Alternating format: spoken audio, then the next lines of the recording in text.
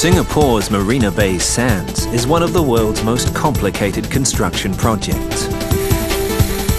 Engineers have to build not one, but 3 skyscrapers that will shoulder a sky park as big as an aircraft carrier.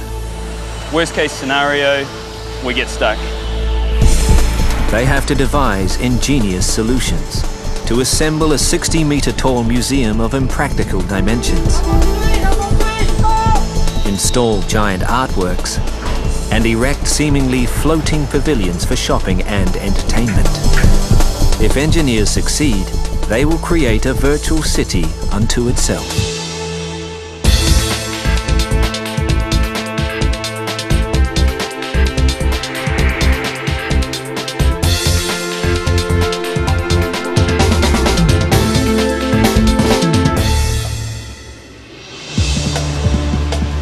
Singapore, the Southeast Asian country, is smaller than New York City.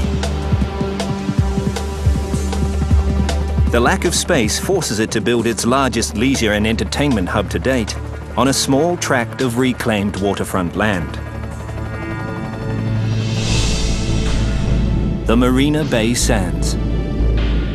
It's not one megastructure, but many. Serious challenges lie in the array of buildings that form the unique complex. 3 57-story hotel towers slope at such great angles, they're in danger of buckling under their own weight. An even bigger problem is the hotel's roof. A 340-metre sky park spans its length, containing gardens, outdoor pools, and the world's largest cantilevered observation deck. But how do you build something as big as an aircraft carrier, 200 meters in the air? In the hotel's atrium, mammoth works of art have to be somehow incorporated into the architecture. Its challenging centerpiece, a 15-ton mass of steel by a renegade artist from Britain. A 60-metre tall art science museum is designed for maximum visual impact. It will be to Singapore what the Opera House is to Sydney. Only one problem. It seems too impractical to construct. And a set of dramatic glass-encased pavilions, while themselves pose little challenge, have to be built in water. The man behind the Marina Bay project understands the risks, but he believes that anything short of astounding will fail. Sheldon Adelson, one of the world's richest men and CEO of Las Vegas Sands Corporation.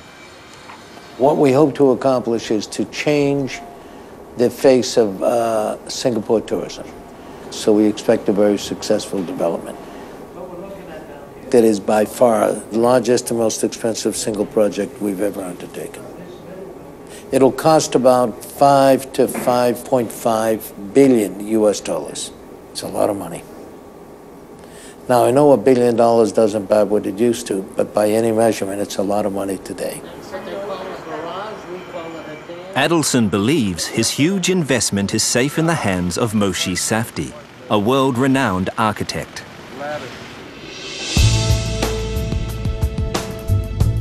Safdie is recognized for his use of dramatic curves and geometric patterns. The Marina Bay complex will be his largest and most difficult project yet. I think that architecture has to be timeless. Therefore, what it espouses, what it provides, needs to be something that has a long life. What's unique about Marina Bay is all the pieces coming together. You can't think about it as individual buildings. You've got to think about it as a piece of city. It's much more a symphony than it is a sonata. On the ground, engineers are more concerned about the reality of building Safdie's vision. This is the North Retail section area. 30-year veteran John Downs is in charge of overseeing the entire project. The design is very, very diverse, and each component of the project is totally different from the others. For a project of this size, you'd expect with the planning, with the design, with the construction, you'd be expecting somewhere between 6 to 7 years. Here is basically a 3-year turnaround.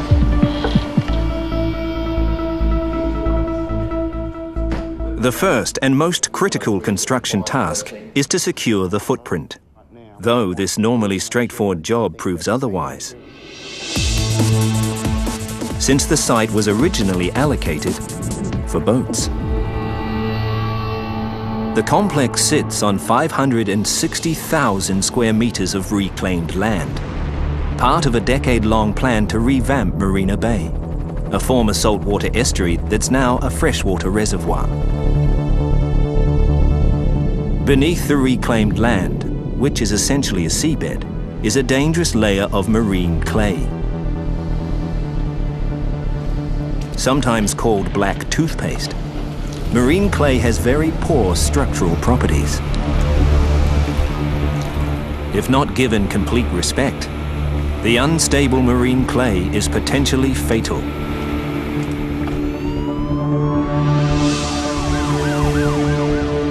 In 2004, Singaporeans discovered the lethal consequences firsthand. A routine excavation in an underground tunnel for the mass rapid transit network causes a collapse, creating a gaping hole in the nickel highway, killing 4 workers.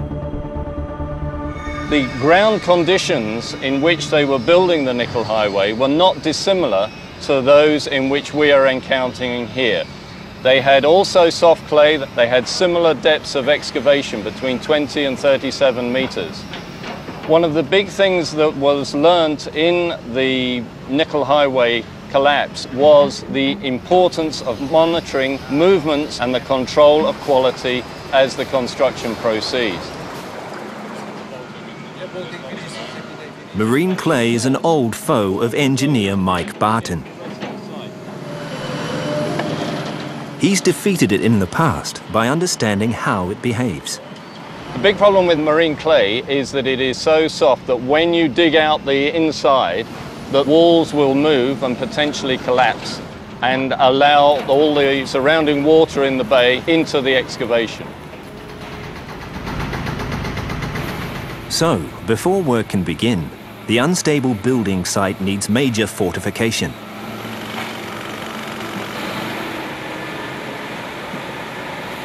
To combat marine clay, engineers decide to build giant concrete walls to create stabilizing perimeters for the larger buildings, known as diaphragm walls.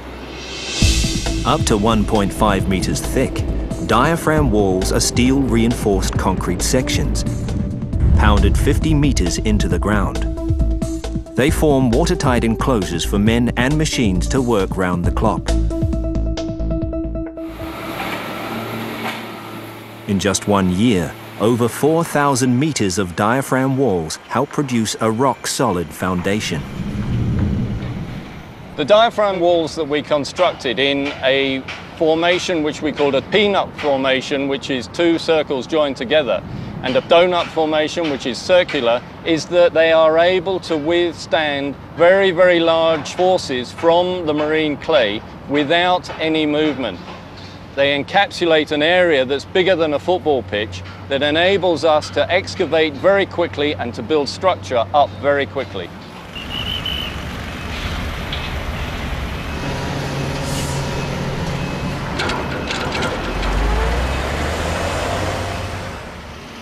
Securing the footprint of the Marina Bay project has already taken a year out of John Downes' schedule. He now faces the difficult task of erecting the resort's many buildings in a space of just 2 years. Just managing the whole logistics of that, including the construction methodology, is very, very challenging for us. 1, 2, 3. To meet his tight deadline, Downes chooses the most direct solution. He hires 16,500 workers to construct every single building, simultaneously. It's like leading a small army. So organizational excellence is key. We're just on the edge of Singapore in the CBD here, So rather than lose the contractors and the workforce to go off-site, we built our own 3-story project office. We have all of our contractors, our subcontractors here. We house our resident site staff. We have our project management team. We have our construction management team, our design management team, and the logistics here.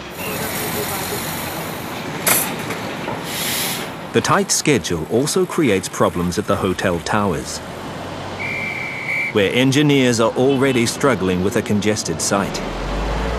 The important thing to do is to make sure that they come in and deliver the goods straight away and then get out again. We don't want too many vehicles on site at the same time. To speed up construction and alleviate traffic congestion, engineers turn to a method that's proven itself countless times in the field: in situ concrete casting. Hotel walls are made on site in the thousands.